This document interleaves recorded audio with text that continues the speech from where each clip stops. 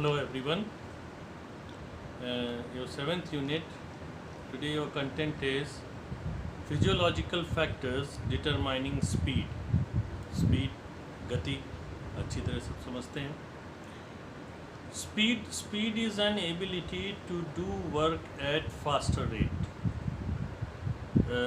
It has three types. First is reaction time. Second is acceleration. Third is speed of movement. Speed depends upon your flexibility, your strength,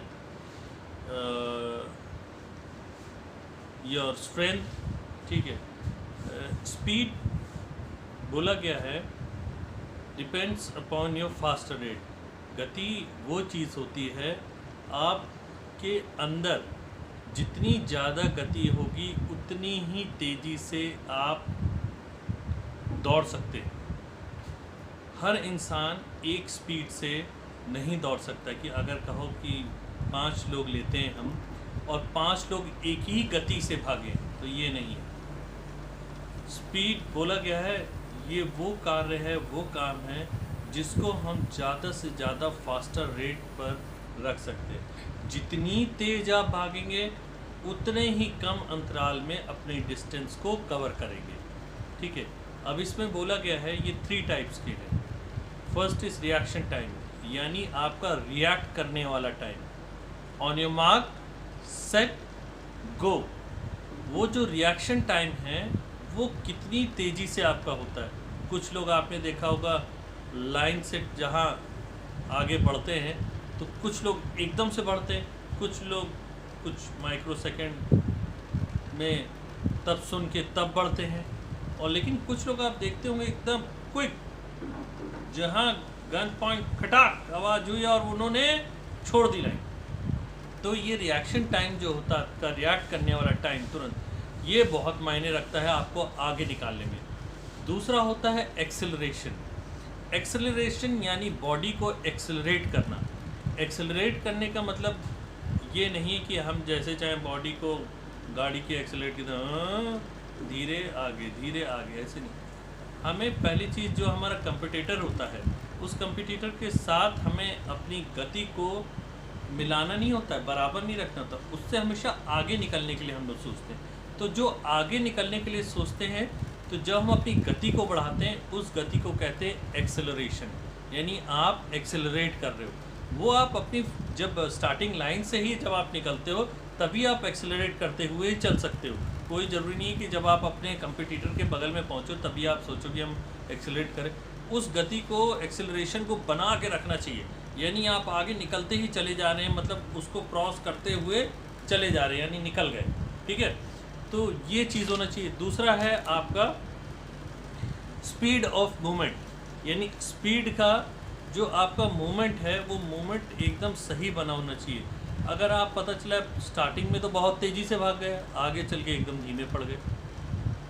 100 metre की sprint है, एक गति इंसान बना सकता है कि एकदम से निकला एक्सेलरेट करता वो फिनिशिंग लाइन तक पहुंच गया. लेकिन 200 में ये इम्पॉसिबल जल्दी नहीं है, और 400 में ये बिल्कुल भी पॉसिबल नहीं होता है कि जितनी तेज़ी से स्प्रिंट में भाग रहे हैं हम उतनी तेज़ी से 400 मीटर का ट्रैक कवर कर ले. नहीं, हम 400 मीटर में भी स्पीड तेज़ी से निकलते हैं, लेकिन एक समय हम अपनी लय को बना के रखते हैं. स्पीड का जो मूवमेंट है उसको बनाते हुए चलते हैं. लोग आपने देखा हुआ दौड़ते रहते पीछे रहते हैं लेकिन दौड़ते रहते फिर एकदम से जब कुछ 100 मीटर 80 मीटर बचता है फिर वो आप देखिए वो अपनी स्पीड को एकदम से बढ़ाते हैं और अपने कंपटीटर्स को जो अपोनेंट होता है उसको क्रॉस करते हुए निकलते हुए जाते हैं. पहले उन्होंने अपना मूवमेंट स्पीड का बना के रखा, उसके बाद उन्होंने उस मूवमेंट को बढ़ा दिया. ठीक है. वो होती है आपका स्पीड का मूवमेंट. अब दूसरा आता है, इसमें सबसे बड़ी चीज़ है कि स्पीड जो है वो डिपेंड कराती है आपकी स्ट्रेंथ पे, इंड्योरेंस पे, फ्लेक्सिबिलिटी पे, इन सब पे डिपेंड करती है. क्योंकि अगर आप में अच्छी फ्लेक्सिबिलिटी नहीं है, अच्छी स्पीड नहीं है, अच्छी स्ट्रेंथ नहीं है, अच्छी इंड्योरेंस नहीं है, आपके अंदर कोऑर्डिनेटिव एबिलिटी जो होती है वो अच्छी नहीं है, तो आप दौड़ नहीं सकते. इंड्योरेंस, क्षमता, जो क्षमता है आप पता तो क्षमता आपकी स्प्रिंट के लायक थी 100 मीटर, बस उसके बाद आप 200 और 400 मीटर का कर ही नहीं सकते। वो क्षमता होनी ज़रूरी है, वो क्षमता आती है ट्रेनिंग से, ठीक है, वो क्षमता आती है ट्रेनिंग से। अपनी क्षमता को बनाए रखना, ये नहीं कि हम 100 मीटर में भागे तो 50 मीटर के बाद हालत ख़राब हो गई और वो हम पहले तो आगे निकले और फिर एकदम धीमे पड़ गए और वो सबसे पीछे हो गए। ऐसा नहीं होना चाहिए। स्ट्रेंथ का काम बहुत ज़रूरी है। अगर ये आपके अंदर अच्छी स्ट्रेंथ नहीं है तो आप जो है दूसरों से compete करने लायक बन ही नहीं पाएंगे कभी। आपको उतरते हैं तो अकेले दौड़ने के लिए तो उतरते नहीं हैं आप। अब जब दौड़ने के लिए ट्रैक पे उतरते हैं तो आपके साथ 7 लोग और होते हैं, ठीक है, आपको मिला के 8 लोग उस ट्रैक पे होते हैं। और उस ट्रैक पे जब 8 लोग होते हैं तो उन 7 लोगों के साथ आपका कंपटीशन हो रहा होता है। उन 7 लोगों के साथ कंपटीशन में आपकी स्ट्रेंथ बहुत ज़रूरी है। अगर वो स्ट्रेंथ आपकी अच्छी नहीं है तो आप 2 मिनट में थक जाएंगे। 2 मिनट तो बहुत बड़ी बात है। 100 मीटर तो सेकंडों में काम होता है, उसमें 9 सेकंड 10 सेकंड में 9.58 सेकंड बेस्ट रिकॉर्ड है, ठीक है, उसेन बोल्ट का। तो ये सेकंड्स में काम होता है। तो सेकंड्स में अगर ये आप स्ट्रेंथ नहीं बना पाए, 200 मीटर में नहीं बना पाए, 400 मीटर में नहीं बना पाए, तो 100 मीटर तो छोड़ दीजिए, बड़ी लॉन्ग डिस्टेंस रेसेस में तो ये बिल्कुल नहीं बन सकती है, ठीक है। दूसरा आता है आपकी कोऑर्डिनेटिव एबिलिटी। आपकी कोऑर्डिनेटिव एबिलिटी जो है, दौड़ते दौड़ते आप देखते होंगे कुछ लोग जो है कभी अपने ट्रैक से इधर कभी इधर, अपने ट्रैक पे रहना चाहिए। दूसरी चीज़ है वो एबिलिटी जो है आपके बैलेंस को बना के रखती है कोऑर्डिनेशन के साथ। कोऑर्डिनेटिव एबिलिटी जो आपकी एबिलिटी है वो कोऑर्डिनेशन के साथ बनी रहती, वो कोऑर्डिनेटिव एबिलिटी होती है आपकी जो एबिलिटी अंदर है, ठीक है। आप ये नहीं कि यहाँ से दौड़े दूसरे के क्रॉस करके दूसरे के ट्रैक में घुसे जा रहे हैं, ऐसा नहीं। आपका दौड़ते समय भी बैलेंस बहुत अच्छा होना चाहिए। आप इतनी स्पीड में भाग रहे हो, अगर स्प्रिंट में 100 मीटर की उसमें तो आपकी इतनी स्पीड होती है कि 100 मीटर का ट्रैक आप 10 सेकंड 11 सेकंड में जब कवर करते हो तो वो एबिलिटी अगर नहीं बनेगी तो आप लड़खड़ा के गिर जाओगे, ओके। अब ये जो है फैक्टर्स, कौन कौन से फैक्टर्स हैं जो डिटरमाइन करते हैं स्पीड को। फर्स्ट आता है आपका फास्ट ट्विच मसल फाइबर, यानी वाइट मसल फाइबर आपके जो होते हैं, ठीक है। फास्ट ट्विच मसल फाइबर जो होता है, the greater the percentage of fast Twitch muscle fibres, white muscle fibre, faster is the speed. यानी आपकी जितने अच्छे फास्ट ट्विच मसल फाइबर यानी वाइट मसल फाइबर जितने अच्छे आपके बॉडी में रहेंगे, आपकी स्पीड जो है उतनी ही अच्छी रहेगी। सबके अंदर ये चीज़ नहीं होती है, कुछ लोग के अंदर होती है, वरना सब लोग एथलीट बन जाए महान, है ना। कुछ लोगों में होती है जिसके अंदर फास्ट ट्विच मसल फाइबर या वाइट मसल फाइबर होते हैं, उसी के अंदर ये चीज़ अच्छी होती, वही अपनी गति को बहुत अच्छा बना के रख सकता है। उसकी ही मसल जो होती ज़्यादा स्ट्रॉन्ग मानी जाती है दौड़ने के लिए। नेक्स्ट आता है न्यूरोमस्कुलर रिस्पॉन्सेस।